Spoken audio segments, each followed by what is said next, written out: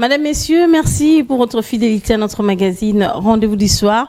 C'est votre rendez-vous du soir, actualité, parce que vous avez les droits d'être informés et puis d'être formés en même temps. Bienvenue à vous. Aujourd'hui, nous avons deux sujets que nous avons pu retenir. On va parler du processus électoral.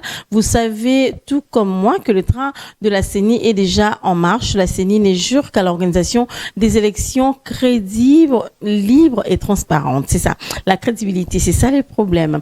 Et puis, on va aussi parler de la situation sécuritaire en RDC. Alors, je ne suis pas seule sur ces plateaux, je suis avec mes invités. Je suis avec la représentation des étudiants du Congo.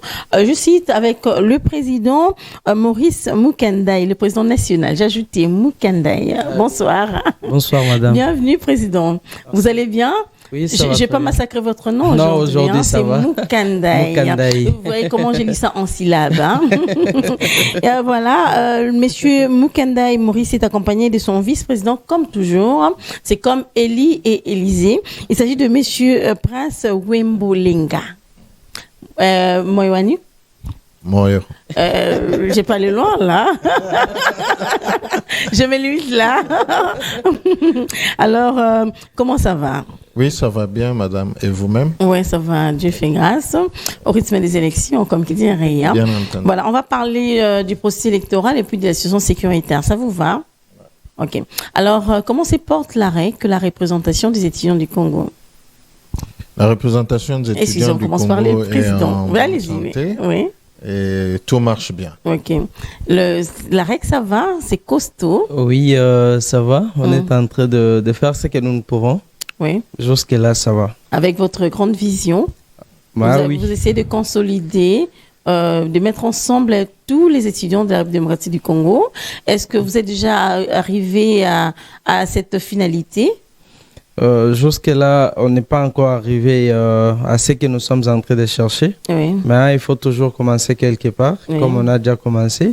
Question pour nous d'avancer petit à petit jusqu'à ce que là, nous allons laisser aussi la place aux autres parce qu'on est là que pour une année académique. Nous allons laisser la place aux autres qui vont continuer avec notre vision, pourquoi pas améliorer, faire plus que nous. Ok. Alors, les bilans est positif, monsieur Prince. Le travail de l'arrêt qui est quand même bien perçu par les autorités. Bien entendu, parce que depuis que nous avons été investis, Oui. nous avons marché d'un commun accord, parce que tout commence par la cohésion dans l'équipe. Jusque-là, et toutes les autorités qui nous ont reçus nous font confiance et trouvent que notre vision et notre disposition de travailler avec eux permettra de faire avancer les choses au niveau de notre pays. Ok. Et les étudiants vous comprennent bien quand même, M. Maurice Mukandaï? Oui, parce que nous, si on est là, comme on l'avait dit, c'est pour défendre les intérêts des étudiants. Oui. Et aussi faire comprendre aux étudiants, hormis les intérêts, vous avez les droits et les devoirs. C'est pour dire, nous, étudiants, on doit respecter les deux choses. Respecter nos droits. Les autorités sont censées faire en sorte que nos droits soient respectés. Oui. Et aussi, nous, les étudiants, nous puissions aussi respecter nos devoirs. Admettons, pour aller à l'université, c'est pas les DG ou les recteurs qui doivent dire encore à l'étudiant de venir au cours. Toi-même, tu es conscient que tu dois aller au cours. C'est ce que nous sommes en train de faire. Défendre les intérêts des étudiants. Les problèmes qui s'est passé récemment entre les deux universités au niveau des Kimpe, si je ne m'abuse pas. Oui. On a fait notre part, informer les autorités et proposer des pistes de solutions. On devrait être là déjà, mais comme l'autorité provinciale lui-même est ici à Kinshasa, c'est pourquoi on n'a pas pu. C'est pour dire là où il y a les intérêts de l'étudiant un peu menacés, nous sommes là pour défendre l'étudiant et lui faire comprendre aussi ce qu'il peut faire. Parce que du côté de Kimpe, c'est ce qui s'est passé, c'est que les camarades ont fait. Ce n'est pas normal de s'attaquer entre eux, brûler même. Brûler même les bus de l'établissement, ils ont brûlé même les bâtiments. Oui, vous allez brûler. À quand on va réhabiliter? À quand on va encore construire pour vous? Tout ça pose problème. C'est pourquoi, depuis que nous on est là, on dit ne détruisons pas l'épée qu'on a. Ok, donc ça, c'est votre slogan. Ah oui. Ok. Je voulais vous poser une question, Monsieur Prince. Pensez-vous qu'il y a un enseignement de qualité en RDC? En d'autres termes, est-ce que les finalistes que nous déployons sur terrain répondent vraiment valablement aux enseignements que nous recevons à l'université? Concernant la qualité de l'enseignement en RDC, cette question pourrait être répondue de manière relative. Ok, je vous en prie. Parce qu'il faudrait tenir compte du contexte dans lequel nous étudions. Oui. Il y a dans d'autres universités où, deux fois, les étudiants restent dehors. Il y a surpopulation au sein des auditoires. Je me demande comment quelqu'un qui reste dehors pourrait bien suivre le cours et prétendre réussir. Il y a de ceux qui ne connaissent même pas les professeurs. Hein? je connais un professeur qui a posé une question dans une interrogation. La question était simple. Comment s'appelle le professeur tel? Et on ne connaissait pas les noms. Wow. Et ça, c'est une évidence. Oui. Je voulais ajouter un autre élément. Depuis le shift que nous avons eu de l'ancien système au nouveau système LMD, il y a trop de problèmes de compréhension de ce nouveau système dans certaines universités. Et cela fait qu'il y a affectation au niveau des résultats des étudiants. Je vais soulever un autre problème, c'est qu'il n'y a pas une culture sociale au sein de nos universités. Oui. Il y a aussi un problème d'appui de certaines institutions, ce qui affecte directement la qualité de l'enseignement.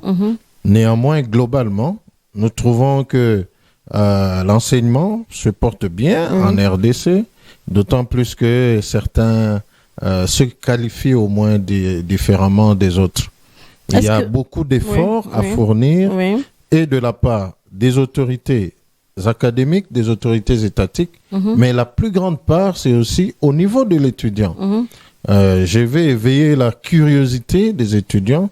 Il ne suffit pas de lire le syllabus ou de relire tes notes pour prétendre avoir la connaissance. Il y a aussi une part de l'étudiant dans la recherche.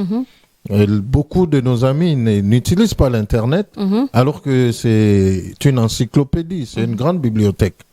Il y a aussi ceux qui n'ont pas la culture d'aller visiter ou consulter la bibliothèque. C'est ça aussi le problème. Vraiment, je pense que la question elle est mitigée et donc on ne va pas rejeter la responsabilité d'un seul côté. Vous avez quelque chose à ajouter, M. Maurice? Oui, moi aussi je peux ajouter quelque chose, c'est juste pour dire que c'est d'abord l'étudiant lui-même. Moi, je me rappelle quand j'étais encore aux humanités, il y a un préfet qui nous disait, quand tu viens au cours, tu es libre, déjà en 6e. Tu es libre, tu peux être dans l'auditoire, tu peux te dire de rester dehors. C'est à toi de juger ce que tu peux faire. Si tu sais que tu es là pour étudier, oui. On donne l'exemple aujourd'hui, il y a des universités à la place de 4000 étudiants. Ils sont au-delà des 4000 étudiants. Au-delà de même 10 000 étudiants. Déjà, ça pose problème. C'est pourquoi, la fois passée, ici, on a parlé. On est en train de construire quelques universités, mais cela ne suffit pas. Cela ne suffit pas parce qu'il y a la majorité vraiment des gens qui se donnent pour le moment pour les études universitaires. Il faut qu'on ajoute. Et puis, qu'on aille aussi en province, ce n'est pas tout le monde qui sont censés venir à Kinshasa. Vous allez remarquer pour les universités techniques, ici en RDC, je peux dire c'est seulement l'ISTA. À Kinshasa, il y a même des ISTA en province, mais quand tu vas aller des ISTA, des ISTA qui n'existent que des noms. Et tout ça, ça pose problème. Maintenant, pour les parents qui ont besoin que l'enfant vraiment soit bien éduqué, bien puisse avoir la maîtrise de ce qu'il va faire comme étude, il ne peut pas accepter de laisser son enfant. Il va amener son enfant ici à Kinshasa. Et là, on se retrouve dans l'auditoire de 150 personnes, on est maintenant à 400. Comment nous pouvons bien étudier? C'est pour dire que les autorités peuvent faire aussi quelque chose. Malgré que notre ministre de tutelle et les chefs de l'État, ils ont manifesté leur bonne volonté de construire, mais cela, jusque-là, ne suffit pas. Cela ne suffit pas. Monsieur Prince, est-ce qu'il y a des avantages dans le système LMD?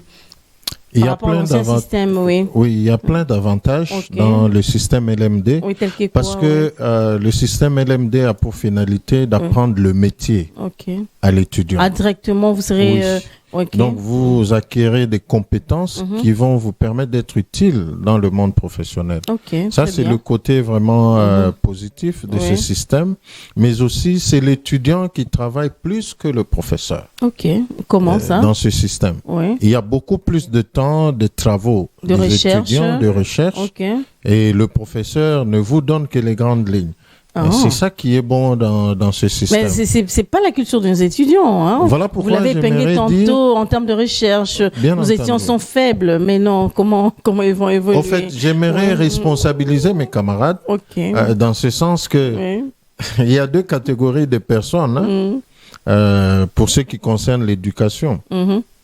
J'aimerais dire qu'il y a une grande masse de ceux qui vont vers l'école, suivez-moi bien, et une petite masse de ceux qui vont réellement à l'école. Vers l'école et réellement, deux choses différentes. Bien entendu. Très bien. Quand tu vas vers l'école, regardez un peu, je quitte la maison, j'arrive au McDo de l'université, je m'assois, je commence à parler avec les amis, à manger, alors que le cours est en train d'être donné. Et les mamounettes, excusez-moi, quand les mamounettes arrivent, j'entre dans la fête, alors que les amis sont en train d'étudier. Ils ont la matière que le prof donne, alors que moi, j'ai dit à la maison que j'allais à l'école, les frais sont payés par les parents, les pauvres parents qui souffrent tous les jours, le transport destiné à me faire arriver à l'école pour suivre les cours et détourner pour d'autres fins. Alors je me dirais, dans ce cas, qui est responsable de l'échec ou de la réussite? C'est nous-mêmes les étudiants. Ceux qui vont réellement à l'école, il quitte sa maison, il entre à l'auditoire, il suit son cours, il se concentre. Vous allez parler de la chaleur, les conditions ne sont pas bonnes. Je reviens à nos pères.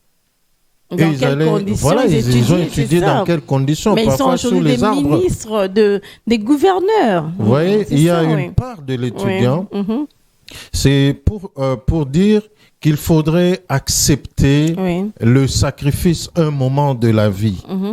Il faut un moment quitter l'état de bébé et arriver à maturité. La croissance dépend aussi de celui qui est concerné de la cible. Donc, vous avez été planté, il y a un effort à fournir pour grandir, pour croître. Et donc, voilà. Donc, chacun a sa part de responsabilité. Nous sommes responsables de notre réussite ou notre échec. Le message est passé. Alors, Président Maurice, on va sur un élément de la CENI avec les dépôts des candidatures de Moïse Katumbi et on se retrouve tout juste après.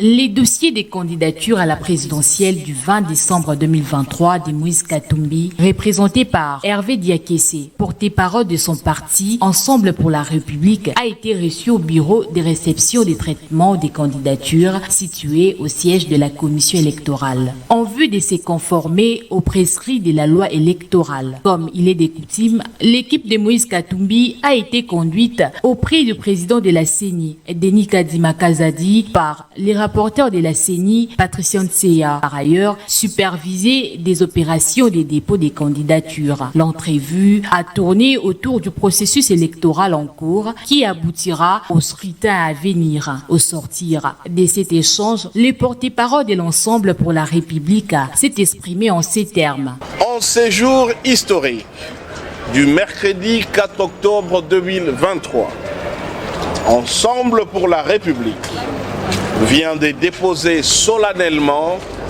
la candidature de Moïse Katumbi à la magistrature suprême pour être le prochain président de la République démocratique du Congo. L'agenda de ces dépôts de candidatures s'inscrit fort malheureusement dans un contexte de deuil et de répression. Notre parti pleure encore l'honorable Chérubin Okiende Senga. Au regard de ces considérations, cette démarche des dépôts de candidature ne pouvait que se faire sous les signes de la sobriété. Il faut signaler que le président de l'Ensemble pour la République est le 8e postulant dont le dossier des candidatures a été reçu par la CENI après le prix Nobel de la paix Denis Mukwege. Voilà, Monsieur Maurice Mukandai, la CENI avance à pas de géant. C'est-à-dire, la CENI jure à l'organisation des élections en décembre 2023. Comment appréciez-vous son travail? Oui, nous vraiment, on est, je peux dire, moi personnellement, je suis fier de l'actuel président de la CENI. Ok. Parce qu'il est arrivé, si je ne m'abuse pas, il n'y a pas 2 ans. Il a fait ce qu'il pouvait et il nous a menés aux élections. Et c'est quelqu'un vraiment d'abord déterminé de ce qu'il est en train de faire. On a eu l'occasion de lui rencontrer plus de 2 fois déjà. On a parlé avec lui et nous, la REC, nous accompagnons la CENI. Okay. C'est pour dire qu'on est prêt à aller aux élections et c'est ça même notre souhait. Parce que si on n'arrive pas à organiser les élections, avec tout ce qui se passe à l'Est, ça va encore dégénérer. Alors pour éviter ça, on est obligé d'aller aux élections pour avoir un président légitime. Au lieu de se partager les pouvoirs. Ok, pour respecter au moins la Constitution. Bien sûr. N'est-ce pas, M. Prince? Bien entendu. Oui. Les élections sont une opportunité, surtout pour nous, la jeunesse, de participer au changement du paradigme de notre pays. Et j'en appelle à tous les jeunes à accueillir le processus électoral et à l'accompagner jusqu'à son aboutissement. Le climat politique et électoral de notre pays laisse place à l'espoir parce que vraiment il est inclusif partant des efforts que le président de la CENI est en train de fournir. C'est une personnalité très calme et il nous a même soufflé que les gens seront surpris que le 20, il y aura élection. Parce qu'il y a des doutes de part et d'autre sur le processus électoral. Nous, en tant que membres de la société civile, de la nous sommes une ASBEL. Nous sommes dans la société civile. Nous ne pouvons qu'accompagner ces efforts parce que cela suit les efforts de nos anciens qui se sont battus, qui ont milité pour que ces efforts démocratiques puissent être mis en place. Et donc, nous, la REC, nous accompagnons le processus électoral et appelons nos camarades à pouvoir y participer activement. Voilà. Alors, M. Maurice, vous avez été reçu par le président Denis Kadima, vous l'avez épinglé tantôt. C'était pourquoi? Oui, nous étions reçus par le président Kadima. D'abord, c'était pour lui faire voir que depuis qu'ils ont commencé, nous, les étudiants, nous étions en quelque sorte négligés.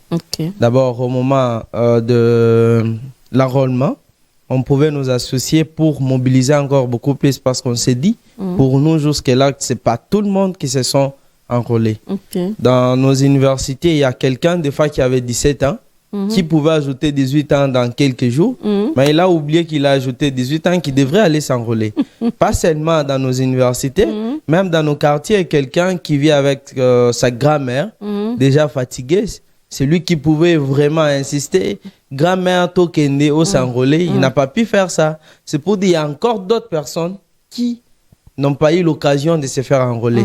C'est comme ça qu'on a dit, on doit aller vers la CENI pour solliciter d'accompagner la CENI pour la participation des étudiants aux élections. On ne parle pas seulement des étudiants, on parle aussi de la majorité. Comme on était en train de parler avec vous dans les couloirs, on vous a dit ce qui représente ou ce que les étudiants représentent au niveau des provinces. Quelqu'un qui est dans son quartier étudiant au niveau des provinces, quand il dit « Tokene na élection en athée », oui, les gens... Directement, les gens acceptent. Les gens parce que c'est l'intello de la province, tout ça. Les gens vont accepter. Il a beaucoup étudié, Et surtout, quand on était avec le président Kadima, il nous a dit, même aux États-Unis, c'est moins de 40% qui participent aux élections. Nous, on lui a dit, mais pourquoi pas? Vous ne pouvez pas travailler avec nous pour qu'on arrive à avoir au-delà des 40%. On ne peut pas se limiter à 40%.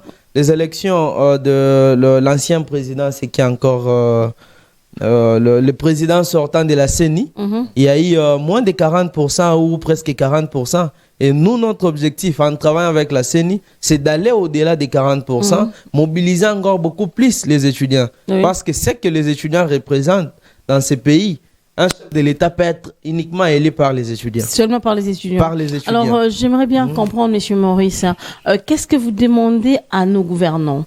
Parce que là, vous n'étiez pas intéressé par la CENI. Or, la CENI avait lancé un appel officiel à tout le monde. Donc, parmi les parties prenantes, la REC n'était pas inclus, c'est ça? Parler de parties prenantes, nous sommes parmi. Oui. Mais juste qu'on n'était pas vraiment intéressés officiellement, nous, de manière... oui. Nous, la REC, Oui. je peux dire. Ok, très On bien. n'était pas vraiment intéressés. Moi, j'ai participé aux élections. Oui. Je me suis fait enrôler et malgré ma carte pose problème aujourd'hui, j'ai du mal. J'ai du mal même à m'identifier. Mais vous avez salué les travaux de la CENI, là. Oui, ce sont Vous des avez erreurs dit qui arrivent. une chose et son contraire. Non, non. Vous avez apprécié et puis détesté. Il y a Oui. toujours des erreurs. Oui. Il y a toujours des erreurs. Donc c'est réparable. Oui, il y a Ok. toujours des erreurs. On n'a pas dit que tout a été à parfait. 100%, oui.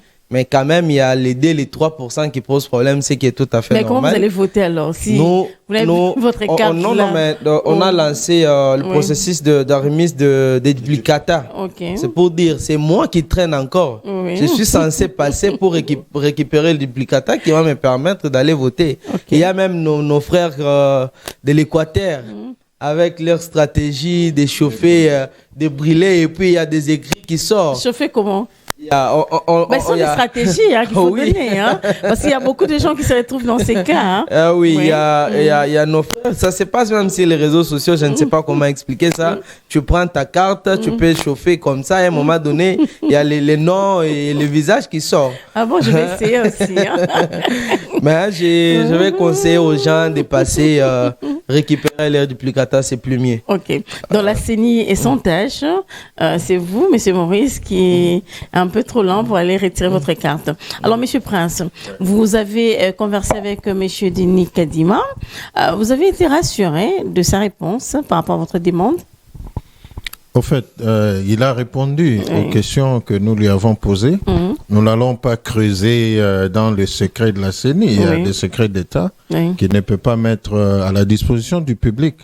Néanmoins, nous faisons confiance à ce qu'il nous a dit, l'assurance d'organiser les élections le 20 décembre. Ok, c'était une assurance et qu'il y aura élection le 20 décembre 2023. Okay. Oui, ce qui est positif, c'est que bien que nous sommes allés vers la fin de la programmation du processus électoral, il a été très réceptif et nous a orientés à la maison des élections pour travailler avec son équipe restreinte très bien. Et voir dans quelle mesure nous pourrons être inclus dans le programme de sensibilisation électorale. Okay. Et donc, c'est ce que nous saluons de la part de la CENI pour cette marque de considération. Très bien. Et nous trouvons en lui une volonté d'inclure tout le monde. Le processus est vraiment inclusif. Vous voyez aujourd'hui ceux que nous pensions ne pouvant pas. Oui, on va arriver. Voilà. Ils sont quand même. On parle d'abord de vous, là. C'est tout le monde qui est intéressé. Hein? On ne peut plus se fier aux déclarations. Maintenant, on voit les actions. Ceux qui pensaient qu'il n'y aura pas élection, voilà qu'ils courent maintenant venir s'inscrire. Mais donc, ils se posent la question, ils ne se sont pas fait enrôler. Comment ils ont postulé alors? Comment ils ont eu des cartes d'électeurs? Comment? C'était de manière officieuse, hein? Mais je crois que ce sont des stratégies politiques. Quelqu'un voudra peut-être se vendre d'une manière ou d'une autre, mais personne ne peut rater le train des élections. Pour ceux qui savent ce que ça représente, si vous ne votez pas cette année, vous allez attendre 5 ans, peut-être plus de 5 ans pour voter encore. Et Mboula Pez et la raté. Vous pourrez vieillir avant les prochaines 5 années. Même mourir. Ouais, même mourir. Et donc, vous aurez raté l'occasion de participer au changement du narratif de toute une nation. Ou peut-être vous aurez aussi occasionné la chute de la nation. par votre seul vote. C'est ça. Alors, Monsieur Maurice, comment comptez-vous apporter votre appui aux élections de décembre 2023? Oui, en tant que la règle, quoi. Oui, le vice-président vient de le dire ici. Oui. Pour le moment, nous, la REC, on doit se concentrer à ce qui concerne la mobilisation. Ok. Parce qu'on est arrivé un peu en retard. Parce que l'objectif pour nous, ce n'était pas seulement pour mobiliser, c'était aussi pour envoyer nos observateurs. Nos observateurs. Oui, oui. Observateurs de la REC. Oui, les observateurs de la REC pour nos centres de la société civile. Okay. On devrait avoir les étudiants qui devraient être là pour observer et voir comment les élections devraient se dérouler sur toute l'étendue de la RDC. Okay. Parce que notre structure est presque partout, Okay. dans les 25 provinces, plus la ville province de Kinshasa. Oui. Alors, on était dans ça, mais on est arrivé en retard. Oui. Le président nous a demandé qu'il puisse travailler avec nous en ce qui concerne la mobilisation. Oui. Nous, on a déjà commencé. Pour le moment, on est en train de travailler sur un projet avec les gens de la maison des élections. Oui. Après avoir finalisé les projets en question, nous allons nous mettre au travail. Déjà, le mois a déjà commencé il y a maintenant 5 jours aujourd'hui. Oui, les 5 aujourd'hui. Oui, on est déjà les 5. C'est pour dire c'est le temps pour nous de mobiliser. Et nous, on a déjà commencé. On vient même de les faire ici chez vous. On est en train de vous parler. Vous sensibilisez déjà. Oui, là. oui. Là, bientôt, là, je vais vous demander de lancer un message. Hein? On est en train de les faire parce que si on n'arrive pas à participer aux élections, admettons, pour les gens qui pensent que Félix doit partir et tu ne participes pas aux élections, comment vous allez le faire partir?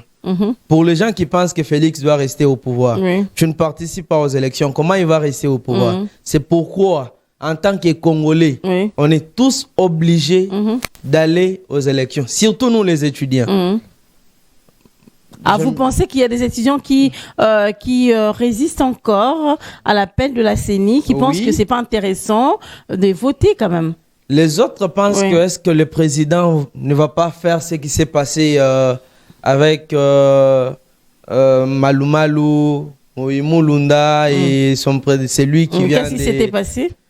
Pour les autres, ils pensent que les résultats publiés, ce n'était pas ça. C'était des nominations. Oui. Ok. Alors, pour ne pas tomber dans ça, nous demandons aux camarades de participer. Il ne faut pas juger en amont.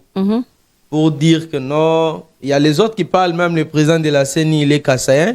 C'est l'une des questions qu'on lui avait posées, vous êtes kassaïen. Il y a un chef de l'État kassaïen. Tu ne vas pas favoriser c'est déjà un acquis. Ce qui n'est pas vrai parce que le président sortant, j'oublie son nom, le président Nanga, Corneille Nanga, qui était en quelque sorte Swahili, et le dauphin du chef de l'État sortant, Emmanuel Ramazan Chadar, qui était Swahili, mais il y a un Kassaïen qui a gagné les élections. Ça peut être aussi qu'il y a un Kassaïen à la CENI, un Swahili, entre autres, Moïse Katumbi peut gagner les élections, Martin Fayulu peut gagner les élections, il y a un pasteur qui a aussi postulé, qui peut gagner les élections. Pourquoi pas un jeune comme nous, un ancien président des étudiants aussi. Qui a postulé? Qui a postulé, qui peut comme aussi gagner candidat les élections. présidentiable, Oui, qui peut aussi gagner les élections. Et c'est nom comment? C'est Constant Moutamba. Constant Moutamba. Qui a aussi postulé et peut gagner aussi les élections. On doit avoir la foi. Les élections, je pense, ça ne nous demande pas la foi à un moment donné, mais on doit faire confiance au président Kadima. Au travail de la CENI, hein? Oui. Ok.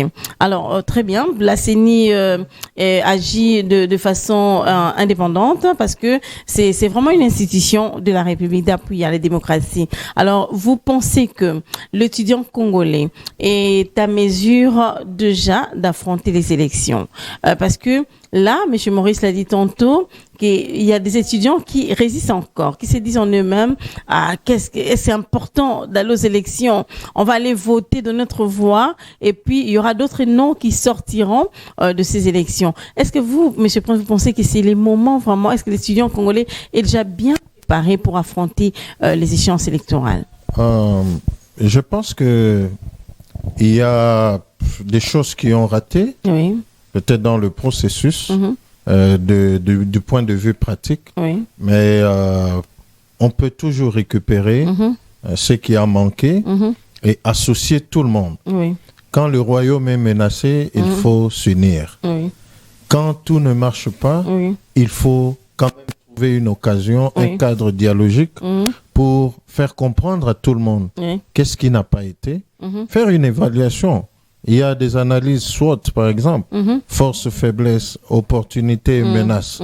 Et donc, vous parlez ensemble et vous ramenez tout le monde sur le rail et avancez. C'est pas parce que vous êtes tombé hier que vous n'allez plus vous relever. Et donc, je crois que comme le temps est devant nous et qu'il y a possibilité de mieux faire les choses, que tout le monde s'associe derrière cette vision commune et ce souci de toute la nation en vue de sortir le pays du gouffre. Donc, c'est un message que j'ai lancé à tous les étudiants de la République démocratique du Congo. Alors, est-ce que, je vais vous poser une question en tant que jeunes étudiants, cette fois-ci, bien que vous êtes des papas des étudiants.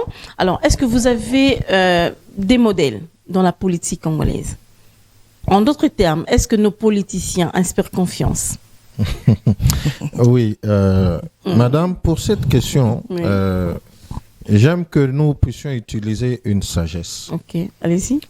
Souvent, j'ai remarqué, en RDC, lorsque quelqu'un arrive à un poste de responsabilité, toute son impolitesse se manifeste. C'est vrai. Qui a dit que lorsqu'on est responsable, parce qu'on devient ministre, parce qu'on devient chef, parce qu'on est militant d'un parti politique, on doit être impoli envers tout le monde.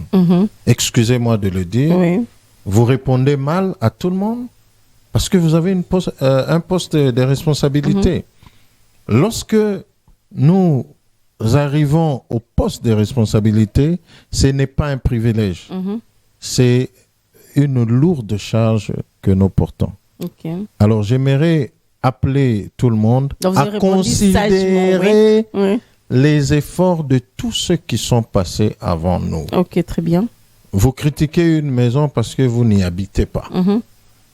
Je respecte tous nos pères, les politiques, nos professeurs qui sont passés avant nous, qui ont brigué des postes avant nous, parce que les contextes ne sont pas les mêmes.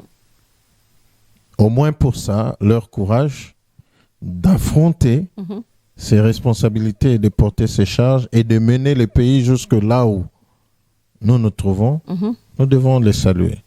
Et donc, ils sont nos modèles de leur côté positif, leur courage. Alors, M. Maurice, M. Prince a parlé sagement, et vous, parce que vous êtes aussi politique, vous allez être direct. Parce que la façon dont vous les regardez, comme si en train d'amadouer, de chercher des mots. Qu'est-ce que moi je peux dire? Vous avez moi, j'ai un choix. La personne qui m'a beaucoup inspiré, moi, politiquement, c'est Sphinx. Sphinx délimité. C'est lui qui m'a inspiré. Et il n'est pas seul. Il y a d'autres qui sont encore jeunes, que je peux citer les noms, mais je préfère garder les noms des autres là. Mais moi, j'aime bien Sphinx. Quand je vois l'esprit de Sphinx, je vois l'esprit de l'actuel chef de l'État qui essaye de faire comme son père, qui est en quelque sorte notre mentor pour nous qui sommes du pouvoir. Vous, bon. Vous voyez, il a été direct. Alors, Monsieur Prince, on a suivi avec vous tantôt là les dépôts des candidatures d'un opposant. Donc, on voit Moïse Katumbi. Il y a aussi d'autres éléments qu'on n'a pas diffusés. Les dépôts des candidatures de Fayulu, de Mukwege, Passangalassi. Il y a pas mal d'opposants qui ont quand même déposé leur candidature, eux qui criaient à la révision, à l'audit du fichier électoral, mais aujourd'hui se sont rattrapés. Alors, je ne sais pas, vous n'êtes pas politique, là c'est Maurice qui va répondre, mais vous en tant que société civile, comment analysez-vous ces mouvements? Est-ce que c'est une sorte de repentance ou bien ils les font seulement parce qu'ils n'ont pas de choix? Au nom de la paix sociale, je crois qu'ils ont très bien agi. Parce que j'ai dit en passant ici que le train des élections, personne ne peut le rater.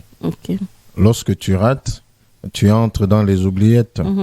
Et donc, je pense que ces grandes personnalités politiques de mon pays, quel que soit leur camp, ont choisi la voie de la paix et de l'appui du processus démocratique de notre pays. Vous savez, la politique, c'est un jeu de rôle. Et maintenant, c'est eux qui sont là. Demain, ce ne sera pas eux. Sur la scène, ce sera d'autres personnes. Et si personne ne joue sa partition au bon moment, vous passez dans les oubliettes. Et donc, le jeu politique de mon pays n'a de sens que lorsque les opposants peuvent faire partie prenante du processus électoral. Et donc, je prends ça avec une note positive. Ok, très bien. Alors, vous êtes politique. Comment jugez-vous cela? Vous jugez, vous n'analysez pas. Hein? Oui, moi, je voulais juste parler à deux. Il y a les pasteurs. Galassi, il y a le docteur Mukwege. Je me dis, en tant que Congolais, est-ce que le docteur Mukwege ne peut pas développer les pays là où il est en tant que médecin?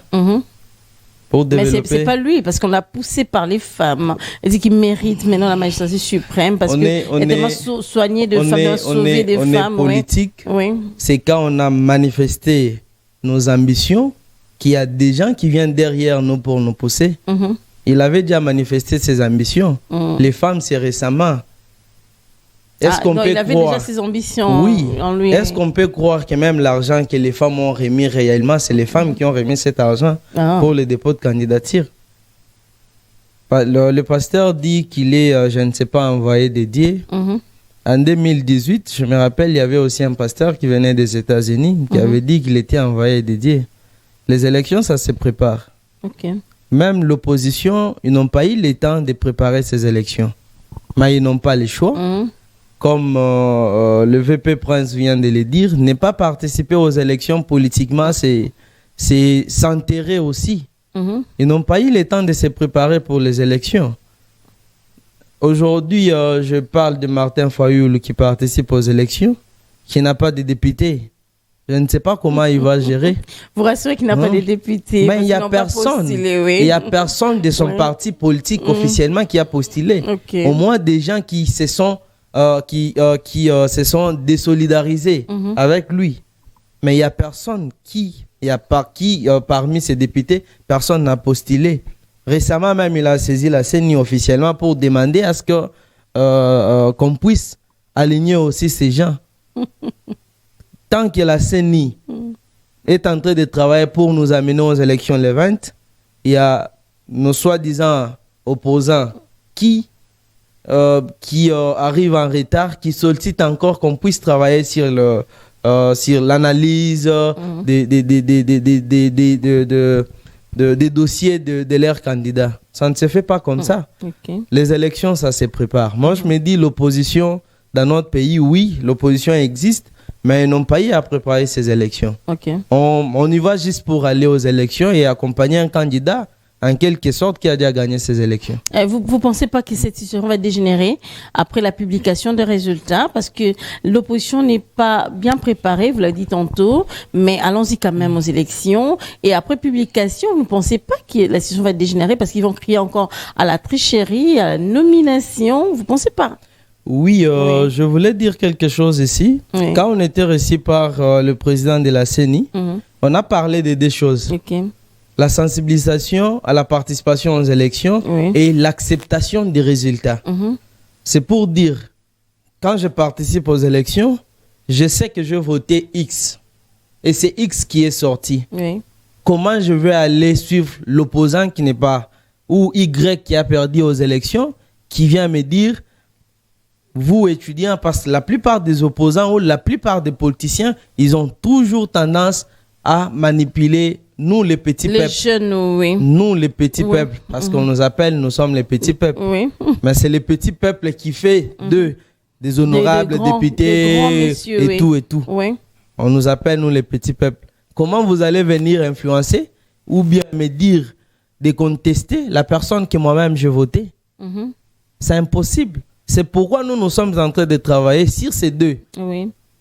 la participation aux élections et l'acceptation des élections. Ok, très bien. L'acceptation plutôt des résultats. Donc, participer et puis Et accepter quand même le résultat, oui. Et c'est lui aussi qui va perdre des élections s'il a l'amour de ces pays.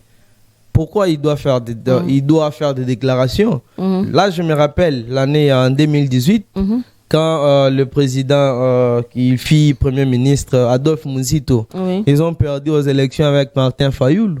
Il a fait des déclarations, on va faire tout pour que les investisseurs ne puissent pas venir investir au Congo. Comme ça, combattre le pays. Mais c'est anormal. Oui. Moi, j'aime mon pays. Je ne peux jamais aller vivre en dehors de ce pays. S'il y a même des opportunités, oui, je peux aller pour un temps, revenir dans mon pays. Oui. Mais quand quelqu'un dit, pour lui, parce qu'il a perdu les élections, il doit faire tout pour que les investisseurs ne puissent pas venir investir dans notre pays. C'est quelqu'un qui n'aime pas les pays. Et ce genre de personnes, de la République. et ce genre de personnes, ce sont eux qui revient encore pour que nous, la population, nous puissions voter ce genre de personnes. Pour moi, je me dis que si on a eu à souffrir pendant ces 5 ans, en quelque sorte, je n'ai pas dit qu'on est en train de souffrir. Mais si on a eu des problèmes dans notre pays pendant les 5 ans, c'est pour dire qu'il y a des gens qui ont participé à ce genre de choses. Qui sont à la base, oui. Et moi, en tant que Congolais qui réfléchit un tout petit peu mieux, je ne peux pas soutenir ce genre de personnes. Okay. Alors, puisque vous avez ouvert une parenthèse, Monsieur Prince, qu'est-ce que la CENI peut faire pour qu'il y ait au moins une certaine crédibilité? C'est vrai que ça n'existe pas partout dans le monde, on crée toujours à la tricherie, tout ça. Mais cette fois-ci, parce que on parle en termes d'amélioration, qu'est-ce que la CENI peut faire pour que toutes les parties prenantes aux élections, donc que ce soit les gens de l'opposition, les gens de la majorité, qui se sentent quand même à l'aise par rapport aux résultats? Merci, madame. Je crois que la CENI ne travaille pas pour elle-même. Okay. Il y a des principes que la CENI doit suivre dans l'exécution de son travail. Oui. Il y a des principes sacro-saints tels que la transparence, l'inclusion et en vue de la participation de tout le monde. Okay. Mais il faut noter que le processus électoral se fait par étapes. Nous sommes à l'étape de l'enregistrement et la réception des candidatures des candidats présidents de la République. Oui. Il y aura une autre étape qui va suivre de la campagne électorale. Donc, il faudrait mettre de l'ordre en termes des règles de jeu qui mettent tout le monde au même pied d'égalité. La CENI doit veiller à ce que ces règles de jeu puissent être respectées en tant qu'arbitre des élections. Et publier les résultats qui seront réels. Ah bon, réel, c'est-à-dire quoi? Publier résultats bureau des votes par bureau des votes. Bon, ça c'est un détail que vous ajoutez. Oui. Moi, c'est ce que le président nous a confirmé aussi. Et c'est ce que le peuple attend. Lors de votre attend. entretien avec Denis Kadima, il y aura publication bureau des votes par bureau des votes. Oui, c'est ce que le président a Mais confirmé. est-ce que les témoins, parce que vous parlez des observateurs en tant qu'étudiants, est-ce qu'ils auront droit à assister à cette publication? Parce qu'on a vu dans les législatures passées, 2018, 2000, il y avait des observateurs qui ne savaient même pas les noms de leurs candidats et qui n'avaient rien du tout, combien de voix, ils n'avaient rien, se disant qu'il n'y avait pas assez de papier, ils étaient dehors, tout ça. Madame, toutes ces questions ont été soulevées pendant les cadres de concertation où nous avons participé en tant que REC. Il y avait d'autres membres de la société civile qui étaient là. Toutes ces questions pertinentes ont été posées au président de la CENI. Il a rassuré à la population de tenir compte de tous ces éléments. Et donc, je pense que la responsabilité revient à la CENI en grande partie, mais aussi à nous, la population, qui devront jouer le rôle de moniteur des élections. Il n'est pas question en ce moment de croiser les bras, d'attendre dans sa chambre les résultats des élections. Nous devons veiller à tous les niveaux. Voilà pourquoi nous appelons ça participation active au processus électoral. Et donc, la crédibilité est tributaire à la transparence et à l'intégrité électorale. Et je crois que la personne du président Denis Kadima est une personne intègre et je sais qu'il ne dira que les résultats des urnes. Ok. Alors, Monsieur Maurice, avant de changer de chapitre, parler un peu de l'insécurité, j'aimerais bien que vous puissiez conscientiser aussi nos jeunes étudiants. Parce que la plupart du temps, ce sont des jeunes qui commettent des erreurs. Vous l'avez épinglé tantôt là, en cas d'une publication. Il y a des jeunes qui sortent dans les rues de la capitale pour dire non à la publication des élections, pour brûler soit des pneus. Alors, est-ce que vous avez un conseil à donner à tous ces jeunes-là? Oui, comme nous sommes en train de travailler sur l'acceptation des résultats, oui. Ici, ce n'est pas seulement le président Kadima qui peut nous accompagner pour que oui. les résultats plutôt publiés par lui soient acceptés, oui. mais il y a aussi les autorités. Il y a le ministre de l'Intérieur qui est là pour sécuriser. Il y a les autorités à tous les niveaux. Il y a les autorités à tous les niveaux qui sont censées nous accompagner dans ce que nous sommes en train de faire. Okay. Nous, en tant qu'étudiants REC, on n'a pas de moyens pour arriver presque partout. Mais il y a moi, on a déjà commencé quelque chose. C'est que nous pouvons demander aux camarades, oui, acceptons ceux qui seront publiés. Oui. Si il y a quelqu'un qui vient derrière vous pour vous manipuler, d'aller brûler, de détruire. Je me rappelle à l'époque, je n'étais pas à Kinshasa dans les années 90, mais on nous dit à Kinshasa, on pouvait monter le véhicule ici à Kinshasa. Mais à l'époque, on a eu à détruire ça dans les années 90 au niveau de... c'était du côté Ntchangou là-bas. On a eu à détruire. Est-ce que c'est qu'on a détruit dans les 1990, on a déjà eu l'occasion de construire ça aujourd'hui? Non. C'est impossible. C'est pourquoi on est en train de travailler aujourd'hui. Comme je l'avais dit la fois passée, j'avais demandé aux camarades de l'IPEN, vous pouvez détruire aujourd'hui, mais ce n'est pas demain ou après-demain qu'on va reconstruire pour vous l'IPEN. Ce n'est pas demain ou après-demain qu'on voit le président qui va passer là, tout faire pour que Kinshasa soit, je ne sais pas, comme les États-Unis de l'Afrique. Non. Ou dans nos différentes provinces. Non. Acceptons, il faut être souple. Après le résultat, remarquer que c'est la personne que la majorité a voté. Oui, on accepte, on avance. Okay. Je donne l'exemple de la députation provinciale pour la commune de Kinshasa, où il y a 15 sièges. Il y a, je ne sais pas, 40 quelques députés ou je ne sais pas combien de candidats qui ont postulé là. S'il y a quelqu'un qui va sortir, vous allez regarder dans votre commune combien de gens seront contents de la personne qui est sortie. Si tu vois que c'est la majorité, mais tu dois te taire.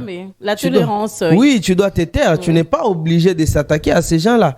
Parce que c'est la majorité. Oui, on est dans l'auditoire, je donne l'exemple. Je sais que mon ami ici travaille plus que moi. Quand on peut lui sur la liste de distinction, je ne dois pas m'attaquer à lui. Mais oui, je sais déjà que lui, il a travaillé plus que moi. C'est tout le monde, on est obligé de s'accepter mutuellement. C'est ça que nous, les gens, nous pouvons faire. On est obligé de s'accepter mutuellement. Et de ne pas se laisser manipuler par les politiciens. Et surtout pour les intérêts personnels. La majorité des politiciens qui viennent derrière nous, les étudiants, c'est pour nous utiliser. Après avoir utilisé les étudiants, il est parti. La majorité aujourd'hui, je me rappelle, il y a des gens qui ont utilisé nos prédécesseurs. Aujourd'hui, il est député ministre. Même par téléphone, il a du mal à décrocher. Parce qu'il est ministre, parce qu'il est conseiller à la présidence, il a du mal. Et à combien plus forte raison, nous allons continuer à être manipulés. C'est pourquoi moi-même, j'étais en train de dire, nous les jeunes, on doit se soutenir. Il y a la majorité qui ont postulé jeunes, on doit se soutenir. Mais il y a moi, la présidence. Alors, Monsieur Prince, rapidement, puisque notre temps avance largement, vous allez parler un peu de la situation sécuritaire. Bien sûr, il y aura élection en décembre 2023. Le président Kadima vous l'a confirmé. Alors, on ira aux élections par rapport à la situation du l'Est. Le chef de l'État a fait une belle déclaration du haut de la tribune des Nations Unies. Il a fait une sorte de plaidoirie. Il a demandé aux Nations Unies, entendez par là les États-Unis, les grandes puissances, de soutenir la RDC parce que nous sommes en période déjà électorale. Il a même demandé aux rebelles du M23 de libérer certaines localités occupées. Mais pensez-vous que la voix du chef de l'État a été vraiment entendue? Je pense qu'il y a eu plusieurs discours dans ce pays. Oui. L'heure n'est plus au discours. Oui. Je crois qu'il doit y avoir une politique nationale et stratégique de la sécurité à l'est du pays. Passons à l'action, comme j'aime le dire, que l'on puisse déplacer l'armée qui est en train de sillonner dans des zones où il n'y a rien. Qu'est-ce que les militaires font à Kinshasa? Qu'est-ce que les militaires font dans d'autres parties du pays?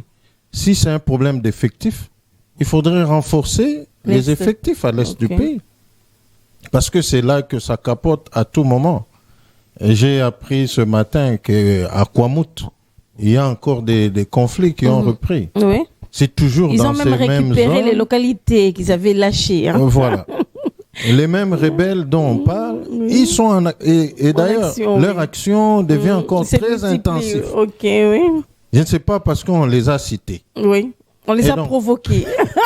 Et donc, C'est une grave provocation. je pense qu'il faut une action disciplinaire de la part de la RDC envers ces fameux M23 et les rebelles de l'Est du pays.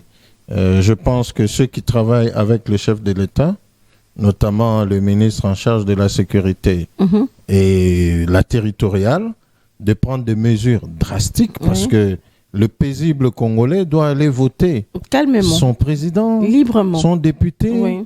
Et tout n'est pas question de conflit. On doit avoir peur même quand il faudrait faire bisou à son chéri pendant la nuit. Parce que quand les armes crépitent, on ne sait rien faire. Quand les armes crépitent pendant la journée, on ne sait pas étudier. Et donc, la situation d'absence de paix n'est pas une situation acceptable. Je le dis souvent, il y a un moment où nous devons décider d'arrêter certaines choses. Pour être libre dans la vie, il faudrait jamais perdre sa faculté de dire non. Lorsqu'un peuple n'a plus la faculté de dire non à certaines choses, nous restons esclaves. Ok, exact. Donc, voilà un peu ce que je voulais dire. Alors, M. Maurice, vous avez quelque chose à ajouter par rapport à ça? Moi, ce que je peux dire, c'est encourager les autorités. Le chef a déjà parlé. C'est pas à M. Félix Antoine Tshisekedi d'aller exécuter. Il y a le ministre de l'Intérieur, il y a le ministre de la Défense nationale, et il y a le chef d'état-major qui sont censés exécuter ce que l'autorité suprême a dit. Nous, en tant qu'étudiants, nous sommes derrière ce que l'autorité a dit. Pour nous, c'est de faire partir ces gens-là. Parce qu'il n'y a pas question de négocier avec les rebelles de M23. Il n'y a pas question, même les gens qui sont à Kwamut, il n'y a pas question. Moi, en tant que Congolais, pourquoi je dois m'attaquer à mon frère? Si réellement je suis Congolais, je ne peux pas m'attaquer. C'est ce que nous demandons aux autorités. Monsieur Peter Kazadi, le ministre de la Défense nationale, Jean-Pierre Mbemba, quand tu as été nommé, je parle de Jean-Pierre Mbemba, quand il a été nommé, les gens ont crié Abengane Labiso Batuna Est. Il est temps. Il est temps. Le ministre même des Affaires étrangères a pu parler récemment du 24.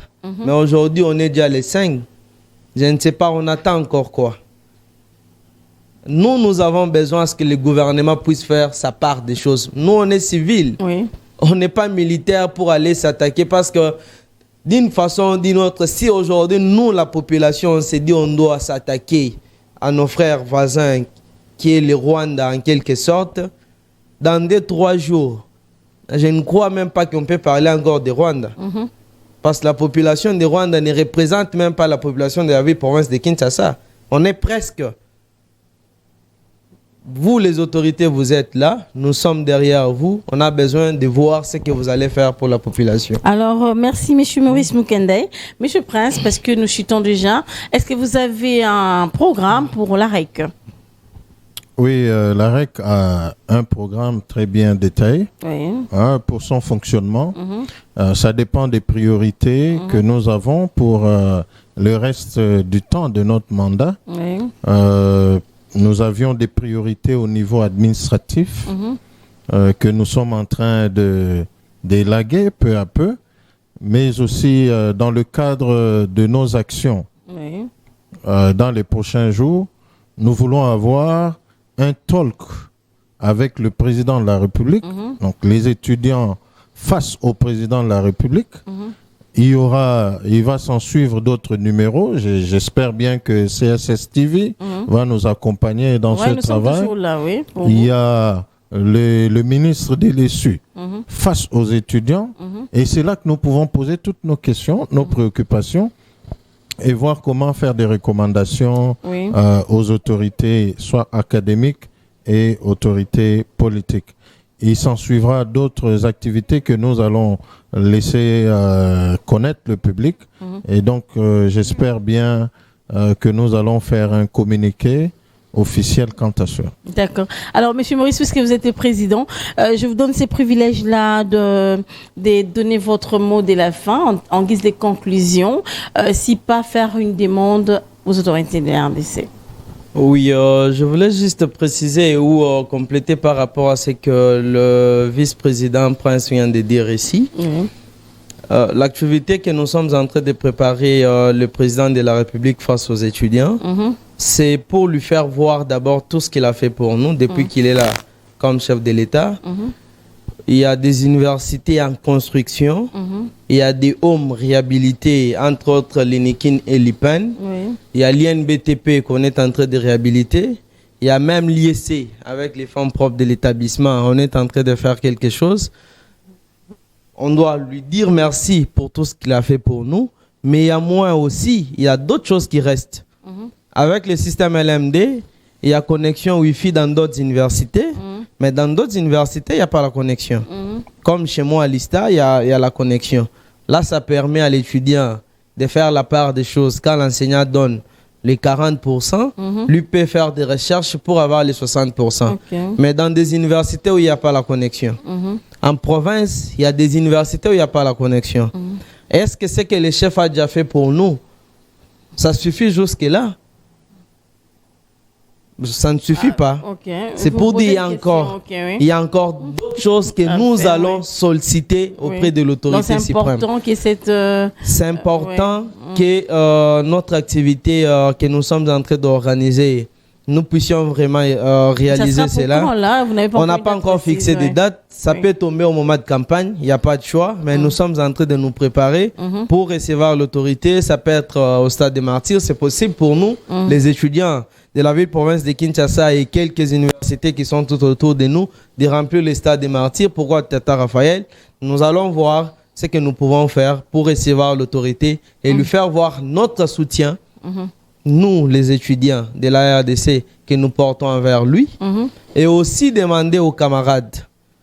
Ici, je voulais interpeller les camarades qui utilisent Transacadémie. Il faut respecter les chauffeurs. Malgré que ce n'était pas prévu, mais vous allez... C'est toujours dans votre registre. Oui, nous demandons aux camarades de voir comment se comporter dans les bus. Les chauffeurs, c'est comme notre papa, c'est ton père à la maison, ton grand frère. Tu ne peux pas insulter quelqu'un parce qu'il est chauffeur. Et surtout que nous sommes les futurs cadres de ce pays. Quand tu montes dans des bus, vous allez insulter les piétons, vous allez jeter des histoires sur des gens. Est-ce que c'est normal pour nous les futurs cadres de ce pays? Et moi, je me dis toujours en tant qu'étudiant, je ne suis plus futur cadre de ce pays, je suis le cadre d'aujourd'hui. Parce que tout peut y arriver. Je me réveille un petit matin, je suis nommé aussi DG de la SNEL parce que je fais l'électricité. Tout est possible. Je mérite d'être aussi là. Bonne chance à vous, Monsieur Maurice. Merci beaucoup. Moukandaï. Alors, pour finir, nous sommes là.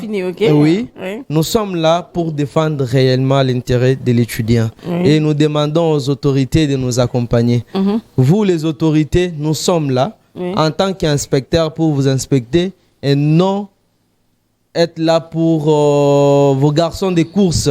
C'est pour dire, applaudir sur de n'importe quoi. Non. S'il y a quelque chose qui ne va pas, nous allons dire non. S'il y a quelque chose qu'on trouve que ça va, nous allons applaudir pour vous, pour nous permettre d'avancer.